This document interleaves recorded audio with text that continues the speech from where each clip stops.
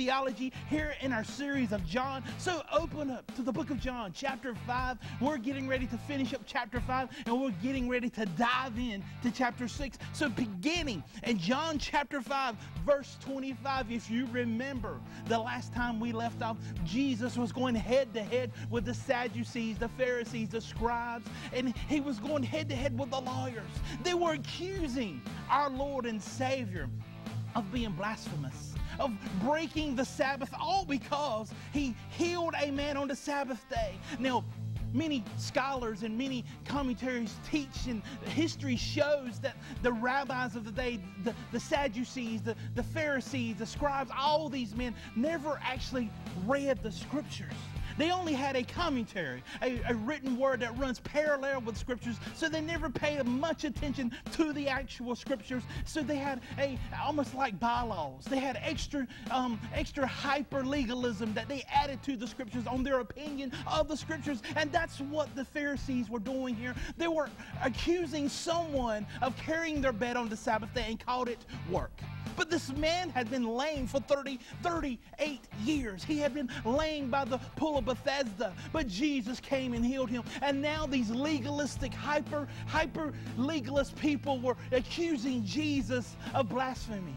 But Jesus turns the table on these men. He turns the table on them and accuses them of blasphemy when they don't accept Jesus as the Son of God. Now, Jesus had witnesses. He had witnesses of his deity, of his claim of being God. Now, there are many people who say that Jesus never claimed to be God, that he never claimed to be equal with God, that he was a good person. Even people who never read the Bible, they have an opinion on the Bible, but if they skip this section, they would have that opinion. But Jesus plainly says he's equal with God, that he is the Son of God, and he says it here as we pick up in John chapter 5, verse 25. Truly, truly, I say unto you, an hour is coming and is now, when the dead will hear the voice of God, and will hear and will live.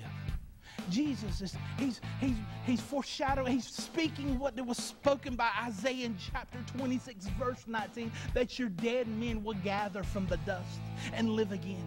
You're saying, Kevin, what are you talking about? Well, this happens every day, that the dead rise and live, that they live. We can read in Ephesians chapter 2. It tells us that we are dead in our sin, dead in our religious works, but when God speaks to us, he quickens our soul. He brings us to life. There's many people who are walking around, they're religious zombies. All they're doing, they're dead inside and they're just moving around. They're dead. They're dead in their religion. There has to be more to life than what they're living. They're imagining life as nothing but a dead shell of a life.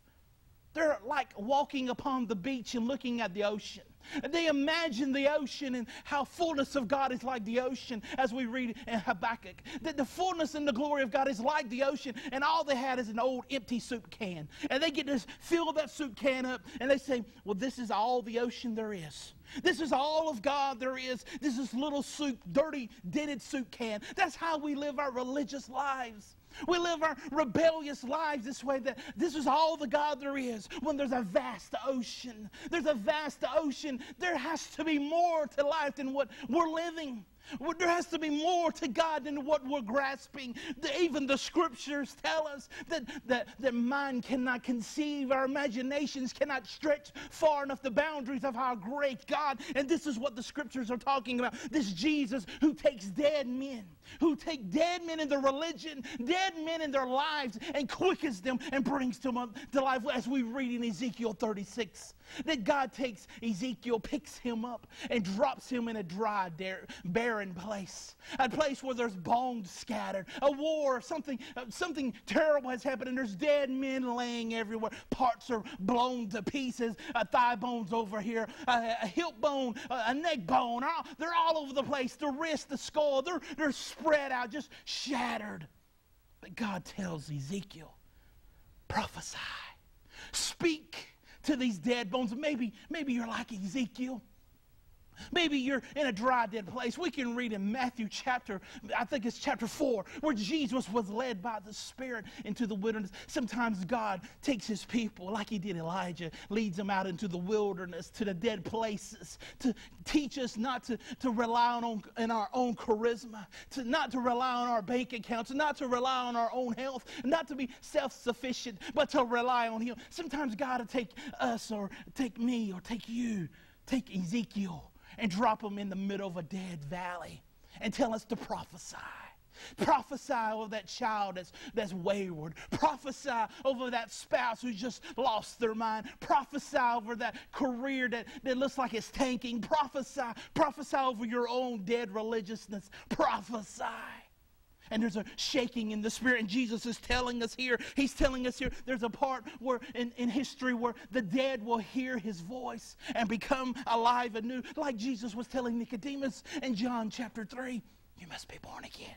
You must come back to life, be renewed, bring back to life. Jesus takes dead people, dead in their religion, dead and dry husks, dead, hollow people, and brings them back. Jesus takes the rebellious. He brings them peace. He extends the olive branch. Jesus, he is the only one who can do this. Buddha can't do this. We can't meditate our way to heaven. We can't reach nirvana. We can't just clear our minds until we reach a higher state of being. Muhammad, he can't do this. He can't take dead men and bring them to life. He can take a perfectly good man and kill him. But Jesus takes a perfectly dead man and brings him back to life. Scientology, he can't do this. It makes us clear our consciousness until we're clear of all negative thought. It can't. I tell you, it's hard to clear your conscious thinking while you're on fire in hell. Positive thinking doesn't work in hell. Jesus is the only one that speaks to the dead and they come back to life. What about you? What about you, congregation? Is there more to life? Is there more? I'm not saying come to Jesus like the crowd is going to come to Jesus later just to get their idols financed. I'm not saying to come to Jesus for that. Come to Jesus because you're dead. Come to Jesus because you are dead in your sins. See, you have free will. Oh, yes, yes. The Boneyard believes in free will. I believe you're free to sin all you want because that's all you can do is sin. See, many of us are sprinting towards hell as fast as we can. We want hell. We desire hell. But as we keep reading, there will be a day when we stand before Jesus on judgment.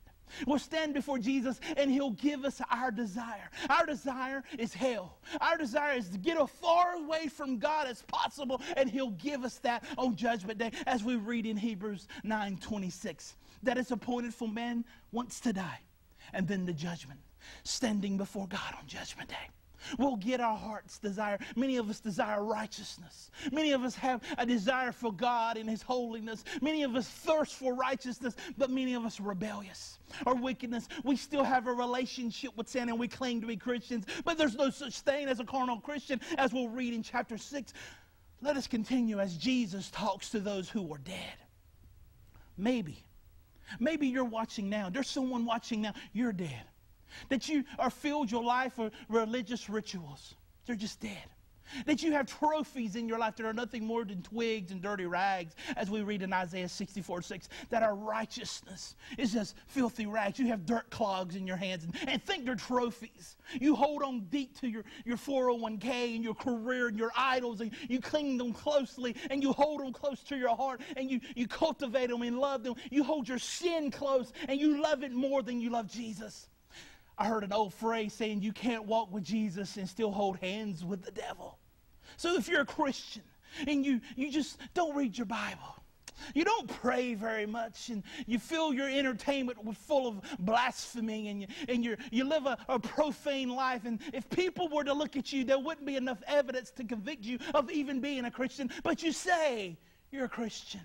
A lot of people say things, but we can read in the book of James that works without, the faith without works is dead. You're just full of just words. We can read where Jesus says that your lips are close to me. Your lips are flapping, but your heart is far from me. Words don't mean anything. What are you doing? What are you doing? Many of us just want a plastic Jesus, that he looks good. He's a plastic Jesus that we can show off to our friends and say, look, there's my Jesus, how I love him, and then put him back on the shelf for the rest of the week. But Jesus is telling us there's a level where people who are desperate, they're dead in their sins, and he speaks to those people, and their hearts are quickened, their souls are renewed, they're brought back to life. Jesus is speaking, and he says, so it is now. So this isn't a daily occurrence. This is going on now, where Jesus is speaking to the dead, and they're renewed, they're on fire, they're zealous for God. What about you? What about you, congregation? Are you longing for more of what God is? You go to your churches and you walk in, it's cold. There's no power in your church. There's no power in your small group. There's no power in your marriage. There's no power in your family. You walk in and it's cold. It's a dead place. It's almost like a museum or a place of past conquest by saints. And you're wondering, well, where's this God that we hear so much about? Like those who cried in Ezra and Nehemiah as they laid the foundations of the temple. They saw the glory of the Shekinah stay in the temple of the old covenant, and they wept when they looked at the new temple, and they cried because they remembered. What about the old saints? They boast of revivals of God slaying people and changing their hearts and renewing and putting people on fire for God in revivals. What about our generation? When will we see this? When will we not be content anymore with Sunday service with 3 points and a poem? When will we not be content anymore of just clocking out on Sundays and going home to watch football and play golf and just go on with our regular lives and let God be something like an accessory with life? I want to make you thirsty. I want to give you oats. I want you to long more for God. I want you to reach and cry out to God. Why don't you fast? Why don't you cry out to him? Why don't you seek him? This is what Jesus is saying to the dead. You're watching. I know you're watching. And you're dead. You're dead in your religion. You're dead in your rebellion. There has to be more to God. There has to be more than these rituals. There has to be more. You have to feel that craving deep within your soul, that thirst for righteousness, the living water, the living bread, this real Jesus, this Messiah. As Jesus tells them, he says in verse 26, for as the Father has life in himself, he has also granted the Son to have life in himself. And he has given him authority to execute judgment because he is the Son of Man. Do not marvel at this, for there is an hour to come when all those who are in the tomb will hear his voice and come out, and those who have done good to resurrection of life, and those who have done evil to the resurrection of judgment. Now, let's don't go too quickly here. Let's cut this up and look at it very closely. Don't skim over this. Jesus has said a lot in just these few verses. Jesus, he explains that Jesus is divinity, but he took his attributes of divinity and laid them down, and he depended upon God. Because we can read in John chapter 5, verse 19, Jesus says, truly, truly, I say unto you, the Son of God can do nothing on his own, but only what he sees his Father doing. Whatever he sees the Father does, he does likewise. Jesus did have a free will, but he only did what he saw God do. He only does what God did. He had his own attributes and his own power and his own authority, but he laid them down and listened and followed to the will of God. And then Jesus also tells us that there's a law of creation. There's a law of the Creator in which God has rights to us. As Creator, he designed and he has rights to us. Imagine being in a crafting class or building something out of wood. You own it because you physically created it. God has ownership rights to all of humanity. He has ownership rights, and he gives us rules and statutes to live by because he is Creator. We can fall under those laws and statutes as the law of creation, or we can fall under the grace of the Redeemer, which is Jesus. Notice Jesus is found in the Old Testament. Throughout every scripture, every line, it talks about Jesus. And we can see in the story of Genesis, of Joseph, as he's now the second most powerful man in all of Egypt. As the Pharaoh gives Joseph his ring, his signet, and gives him authority of all of Egypt as the governor, the most powerful man in the land. We can see that as a foreshadowing of Christ. However, Jesus is a better Joseph. Jesus is equal with God. He's not second in command. He's not the lower power of the authority like Joseph was to the Pharaoh. But Jesus, it claims equality with God. And that's why the Pharisees, the Sadducees, they were all being stirred with anger and wanting to kill Jesus all the more as he claimed deity with God, as he claimed to be Son of God. Now Jesus was going toe to toe with these legalists, these people who were religious, and they were being stirred into anger, and Jesus kept speaking about his authority and the witnesses that he had. Jesus did have witnesses, and he even talks about that as we continue in this chapter. Jesus says the Son of Man is going to speak, and the tombs will open, and they will hear his voice. This Jesus who speaks with authority. He's a young rabbi in his 30s. He's speaking with authority, unlike the scribes who only regurgitated what they read. Unlike the Pharisees who only read the commentaries and opinions, and they fought with legal loopholes and of how to keep God's commandments, or the Sadducees who didn't believe in the scriptures actually at all, but only used it as a political platform. But Jesus spoke with authority. He spoke and he said that the dead will hear my voice. That the dead would hear me speak, and they will all rise from their tombs. Now, this is not the same speaking that we read in John chapter 5, verse 25. This is a future speaking. This is a future time where all the dead of the earth, that the ocean will give up its dead, that the graves would spit out its dead, that we will all stand before God on Judgment Day. Boneyard, do you realize what I'm saying? That you're immortal. That there is an end result of your living your life here. That your probation period of 0 to 80 years, if you're strong enough, like it says in Ecclesiastes. What it says in Psalms, that you can live 70 years, 80 if you're strong enough. That you're standing before God on Judgment Day. That you'll give an account for your thoughts, your actions, the things that you did, and even your motives. That you'll stand before Jesus. What are you going to do with this Jesus? This Jesus. See, he's not a Hindu Jesus. He's not walking around as an equal deity of 330 other million gods. He's not an equal deity. You say, well, I'm not on good terms with this Jesus. I'll go pray to this rat god or Krishna or Kali. I'll pray to one of these other gods. Well, he's not a Hindu Jesus. He claims authority over all the other gods. Like we read in Isaiah chapter 40, who do I have in heaven but you? Like it says in Psalm 73, who is equal to this God? There is no other God but him, this Jesus. See, he's not a Scientology Jesus where he just says, hey, try to do better, do the best you can. He's not a Babylon Jesus where all roads lead to him and you can go any other path to get to heaven. He's not one of those Jesus. He's not a Latter-day Saints Jesus where he's the brother of Lucifer and he tells you to work out your salvation. He's not one of those Jesus. He's not a prosperity Jesus that says, I'll bless you and you'll never get sick. Just follow me. And I don't care about your heart just as long as you keep giving. He's not a prosperity Jesus. This is the Jesus we'll meet on Judgment Day. As we read the scriptures, we'll know what to expect. This Jesus who opened up the books and show our lives and what we did for him. You're saying, Kevin, should I sell everything and live in a monastery and just pray all day and read my scriptures? No. Charles Spurgeon, the prince of preachers, once said that every Christian is either a missionary or an imposter.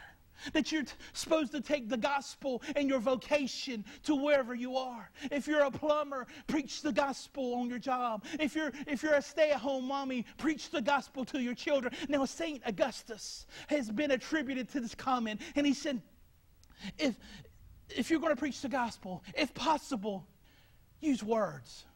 Now, that's kind of strange, and I don't know if we can really attribute that to St. Augustus, who was a mighty preacher and a mighty man of God, but that's like saying if you're going to feed hungry children, if you have to, use food. That don't make any sense. No one was ever saved because you come up to a stoplight and come to a complete stop. No one was ever saved because you went to the cashier and gave back the correct change because they gave you too much. No one was ever saved because of moralism, because you recycle. No one was ever saved because you don't cuss. fast. No one was ever saved because your web browser history is pretty clean. No one was ever saved because of the type of music you listen to. They were saved when people preach the gospel. We as Christians, missionaries, we are people who should be carrying the gospel, preaching the good news that Jesus saves sinners, because there's a day of reckoning. There's a day where men will stand before God and they will be judged. They will be judged before God. A harsh law condemns them. Standing before God on Judgment Day, will your hands be cleaned? Will you have told people, your family members, your spouse, your husband, the people across the cubicle? Will you have told people who are working around you every day, your mission field? Have you told people about Jesus? Oh, you're saying, Kevin, you're putting a guilt trip on me. Oh, no.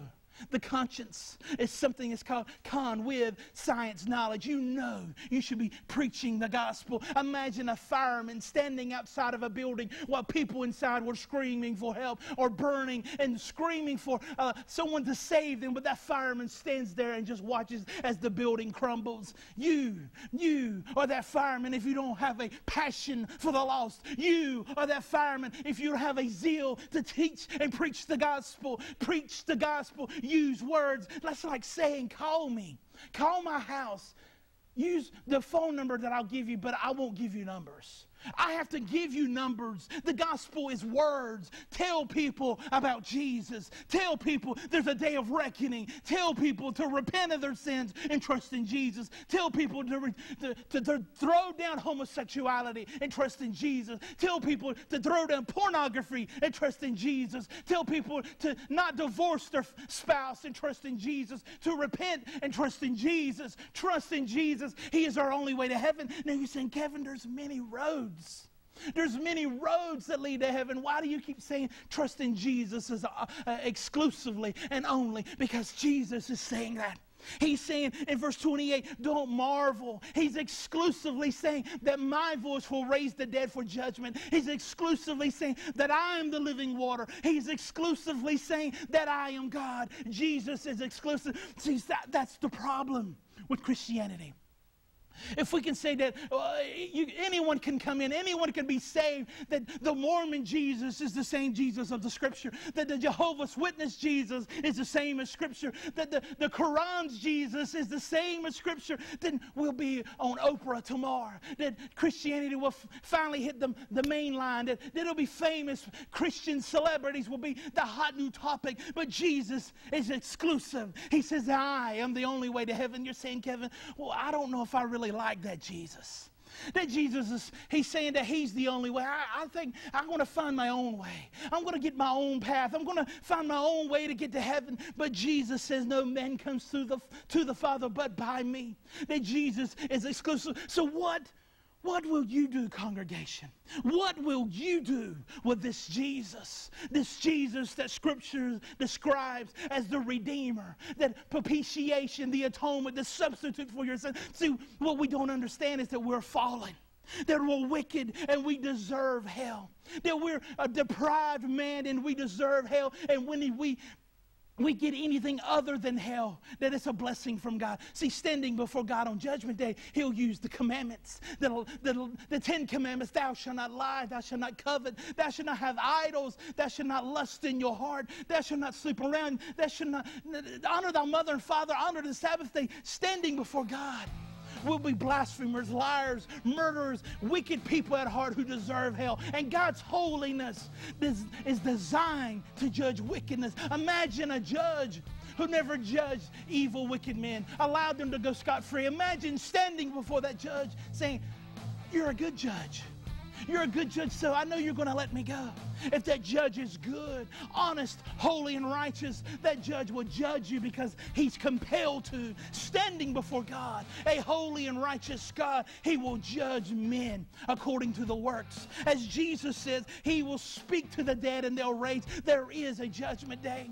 There is a judgment day where you'll stand before God and you're saying, Kevin, you're right. I'm going to change the way I'm living. I'm going to just stop doing drugs. I'm going to stop popping pills just to get high. I'm going to stop looking at porn. I'm going to stop sleeping around. I'm going to stop getting drunk all the time. I'm going to stop those things. No, you're missing the whole point. You're just doing more morality. You're just changing your own self. You must be born again. You need a new heart. You need to be a new creature with new features. You need to cry out to God, save me. You can't save yourself. You can't clean up the outside while the heart is still wicked. You need a total radical raising from the dead to be resurrected, because you're dead in your sins. You have to cry out to Jesus right now. I know you're watching. Congregation, you're not satisfied religious. You're not satisfied with rebellious attitudes and things. You need Jesus. You need Jesus to raise you from the dead, to save you from your religious works, to save you from your rebellion. You need a Redeemer. You need Jesus. So you're watching. What do I do, Kevin? What must I do to be saved? This Jesus who claims deity, this Jesus who will judge me on the final day, what do I do? I love my sin. I love to laugh at things that provoke God to anger. I do things that are contrary to what the Scriptures teach. What do I do? This is what Nicodemus was asking Jesus in John chapter 3. And what did Jesus say? You must be born again. So, see, I'm pretty tall. I'm 5'9", and there's no way I can just go back into my mother's womb and be born again. So Jesus is talking spiritually, that Jesus is the only one that gives life to the dead. And you're dead in your spirit. You're dead in your sins. So repent, throw down those things, and trust in Jesus. Read your Bible. Trust in Jesus. He is the only way to get to heaven.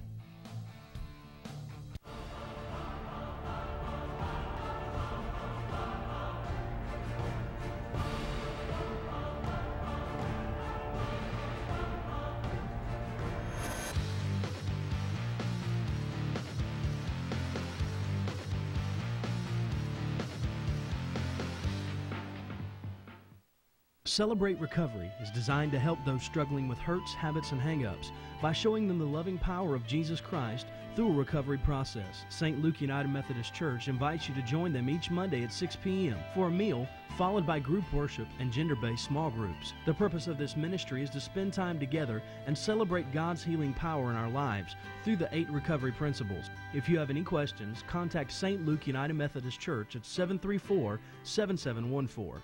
Join us for a Christ-centered recovery program. Celebrate Recovery. Something's not right. I'm failing. Screwed up. Alone. Fear is killing me. I need a way out.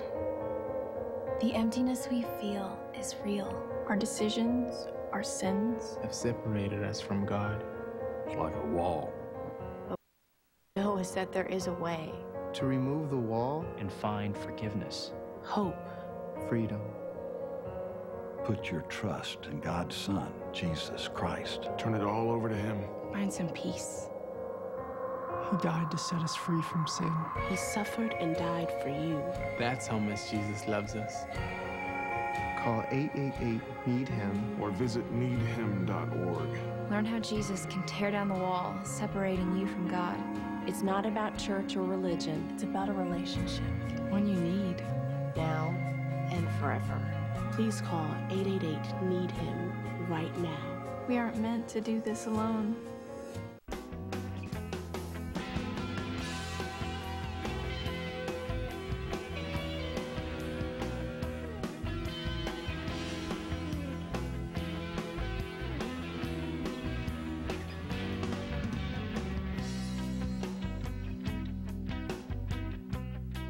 Millions of people turn to Our Daily Bread's inspiring, life-changing stories for their moments of quiet reflection. You can receive Our Daily Bread at no cost or obligation. Visit oneanswers.org or call 800-645-4159 now. You're watching WHFL, TV 43, in Goldsboro, North Carolina.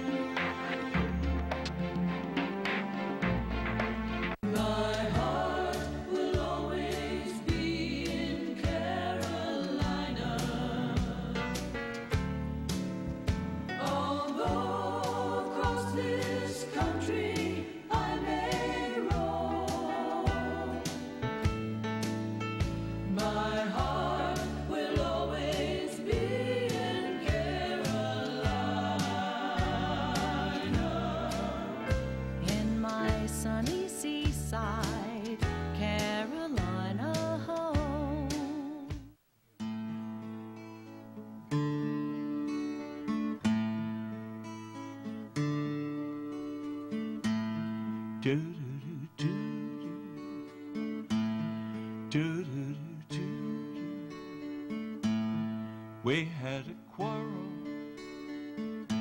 a teenage quarrel. Now I'm as blue as I know how to be. I can't call you on the phone.